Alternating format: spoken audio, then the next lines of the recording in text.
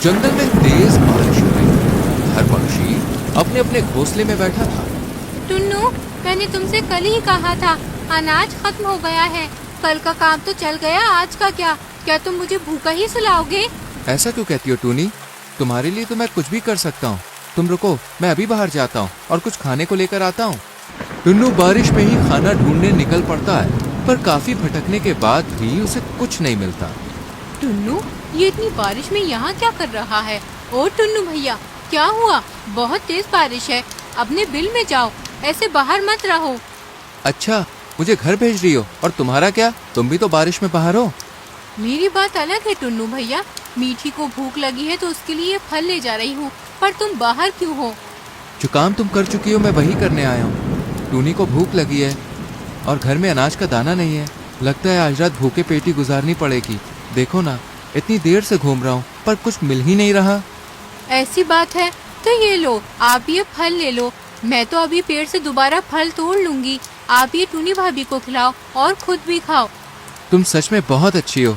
अच्छा, पहले तुम फल तोड़ लो, जब तुम घर जाओगी तब मैं भी जाऊंगा। लाडो पेड़ से फल तोड़ने लगती है कि तभी एक तेज आवाज आती है। ये क्या हुआ लाडो? लगता है कि किसी का घोंसला गिर गया, कहीं मेरा ही तो नहीं। लाडो और टुन्नू फौरन लाडो के घर पहुंचते हैं, जहां उसका घोंसला औंधे मुंह जमीन पर गिरा हुआ था और मीनू मौसी मीठी को चुप करवा रही थी। नहीं बेटा, ऐसे रोते नहीं है। तो क्या हो गया अगर हमारा घर टूट गया? हम दूसरा घर बना लेंगे। वो सब तो ठीक है, पर तू इतनी बारिश में बच्ची को अकेले छोड़कर कहाँ गई थी? लाडो मीनू मौसी को पूरी बात बताती है। मीनू मौसी उसे तसल्ली देकर घर चली जाती है। लाडो, तुम्हारा घर तो बिल्कुल टूट गया है, बारिश भी बहुत तेज है, तूफान भी आ सकता है, तो तुम अब रहोगी कहाँ? अपनी चिंता नहीं है टुन्नू भैया, बस मीठी की चिंता है। तुम एक काम करो, मेरे साथ मेरे घर चलो। मीठी अभी छोटी है, उसे यूँ बारिश पे रखना सही नहीं है, और तुम्हारी भी तबीयत खराब हो गई तो चलो चलो, दोनों मेरे साथ चलो। इस तरह टुन्नू लाडो और मीठी को अपने घर ले जाता है और फिर चारों फल खाते हैं। यहाँ मीठी की नजर टुन्नू के घर में रखे खिलौने पर पड़ती है। मम्मा मम्मा, वो देखो कितना अच्छा खिलौना है। अगर ऐसा हमारे पास होता तो हम दोनों उसमें बैठकर बारिश से बचकर कहीं दूर चले जाते। ख्याल तो बहुत अच्छा है, लेकिन बेटा ये सिर्फ एक खिलौना है, और ऐसा ही बड़ा विमान बनाने के लिए किसी इंजीनियर की जरूरत होती है। लाडो के बस की बात नहीं है। टुन्नू की बात पर टूनी हंसी रही थी कि इतने में दरवाजे पर दस्तक होती है। अरे मीनू मौसी, कालू भैया, पोपट, क्या हो गया? सब यहाँ? क्या कहें, तूफान बहुत बढ़ गया है। हम सबके घोंसले की छत उड़ गई है। यहाँ एक तुम्हारा ही घर है जो सलामत है, इसलिए मदद मांगने चले आए। टुन्नू दिल का बहुत अच्छा था, इसलिए वो सबको अंदर ले लेता है और सभी पक्षी रात वहीं गुजारते हैं। हर कोई सो रहा था, लेकिन लाडो को नींद ही नहीं आ रही थी। मैं क्यों नहीं बना सकती ऐसा विमान? अरे पूरे जंगल में सबसे बढ़िया घोंसला बनाती हूँ मैं, तो फिर ये विमान क्या चीज है? अब तो मैं एक ऐसा विमान बनाकर ही दम लूंगी। अगली सुबह बारिश थम जाती है। सभी पक्षी अपने अपने घोंसलों को सही करते हैं। मम्मा मम्मा, अगर फिर से बारिश आई तो क्या फिर से हमारा घर टूट जाएगा? नहीं, क्योंकि इस बार हमने अपनी प्यारी सी बेटी के लिए बहुत मजबूत घर बनाया है, और अगर टूट भी गया तो कोई बात नहीं, फिर बना लेंगे। मम्मा, अब आप कहाँ जा रही हैं? मैं कुछ लकड़ी और जरूरी सामान लेने जा रही हूँ। लेकिन क्यों मम्मा जी? हमारा घर तो बन गया और कुछ लकड़ियाँ और तिनके भी बचे हैं। हाँ, पर आपकी मम्मा जी अब वैसा ही विमान बनाने वाली हैं, जैसा आपने टुन्नू अंकल के घर देखा था। सच में मम्मा? क्या मैं उसमें बैठकर झूल पाऊंगी? क्यों नहीं, आपके साथ आपकी मम्मा भी झूलेंगी। लाडो जंगल से सामान इकट्ठा करती है और विमान बनाना शुरू कर देती है। लाडो, क्या कर रही है? दूसरा घोंसला बना रही है क्या? पर ये घोंसला जैसा नहीं लग रहा। क्या कर रही है तू? मीनू मौसी, मैं एक विमान बना रही हूँ। विमान? ये तो बहुत बढ़िया मजाक है। मेरी तो हंसी ही नहीं रुक रही है। हे भगवान, 1 मिनट रुक जा, जरा सांस ले लूं। अब बता विमान, कैसा विमान? पायलट बनेगी क्या? मीनू मौसी लाडो का खूब मजाक उड़ाकर चली जाती है और पूरे जंगल में ढिंडोरा पीट देती है कि लाडो विमान बना रही है, जिसके बाद एक एक करके सभी पक्षी उसका मजाक उड़ाने के लिए आते हैं। लाडो, तेरा ये विमान बन जाए तो एक दिन के लिए हमें किराए पर दे देना। वो क्या है ना कि तेरी भाभी को सैर पर ले जाना है। पर तुम्हारी तो शादी हुई ही नहीं है।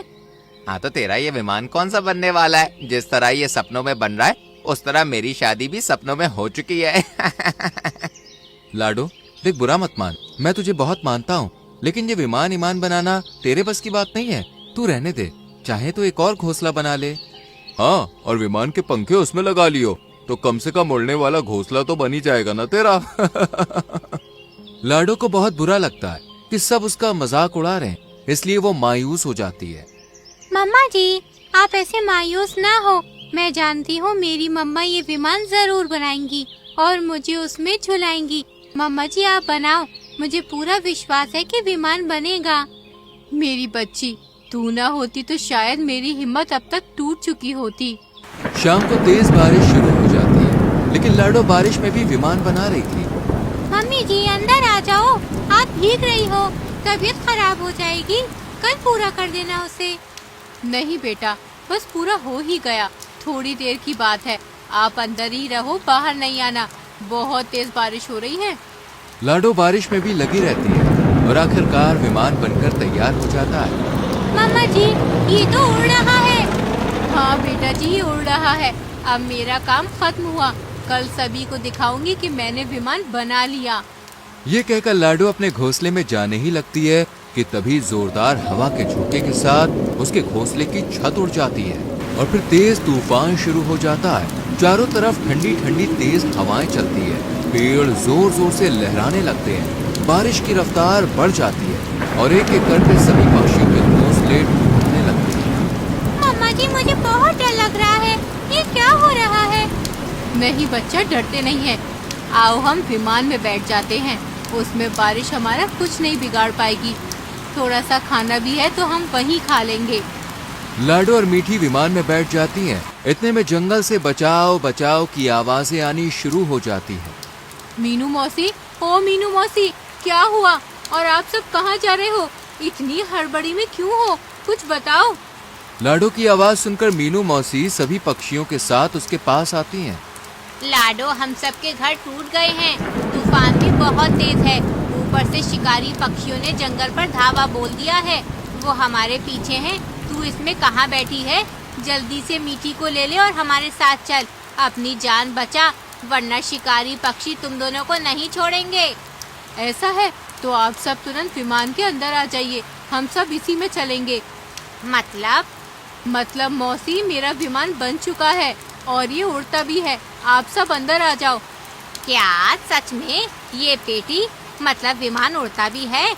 और नहीं तो क्या, कहा था ना मैं इस विमान को बनाकर ही रहूंगी। आप देर मत करो, सभी पक्षियों को लेकर अंदर आ जाओ। मीनू मौसी और बाकी पक्षी लाडो के बनाए विमान में बैठ जाते हैं और लाडो उसे उड़ा ले जाती है। वो क्या है? उड़न तश्तरी, ये तो हमसे भी तेज उड़ रही है, कहीं हम सपना तो नहीं देख रहे? नहीं सरदार, मुझे लगता है कि ये लाडो का विमान है। कुछ दिन पहले जंगल में हल्ला मचा रहा था कि लाडो कोई विमान बना रही है, लगता है ये वही है। चाहे कुछ भी हो, जल्दी जल्दी चल, वरना सारे पक्षी हाथ से निकल जाएंगे। दोनों शिकारी पक्षी पूरी रफ्तार से लाडो के विमान का पीछा करते हैं पर उसे पकड़ नहीं पाते और फिर एक तेज हवा का झोंका उन्हें जमीन पर पटक देता है। हाय मेरी कमर, लगता है आज तो लाडो का विमान हमें जीतने ही नहीं देगा, आज रात भूखे पेट ही सोना पड़ेगा। दूसरी तरफ विमान में, वाह वाह लाडो, तूने तो कमाल ही कर दिया, इतना अच्छा और बड़ा विमान बनाया है, तू तो कारीगर निकली। सच कहा मीनू मौसी, पर हमने तो लाडो का कितना मजाक उड़ाया था। हाँ, हमें माफ कर दो लाडो, आज अगर तू और तेरा ये विमान ना होता तो ये तूफान और शिकारी पक्षी हमें तो मार ही डालते। कैसी बात कर रहे हो तुम सब? अरे तुम सब तो मेरा परिवार हो और परिवार में छोटी मोटी नोकझोंक तो चलती ही रहती है।